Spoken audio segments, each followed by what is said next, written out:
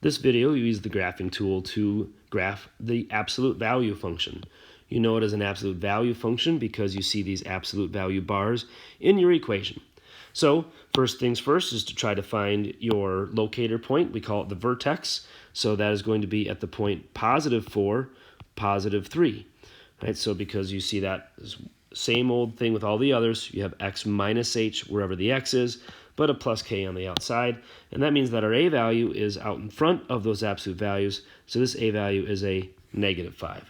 So as you plot your points and you try to graph this, first things first is you're going to plot at 4, 3, select your absolute value tool. So 4, 3 is that dot right there. You still need to go to the right one, and now you're going to go down 5 units.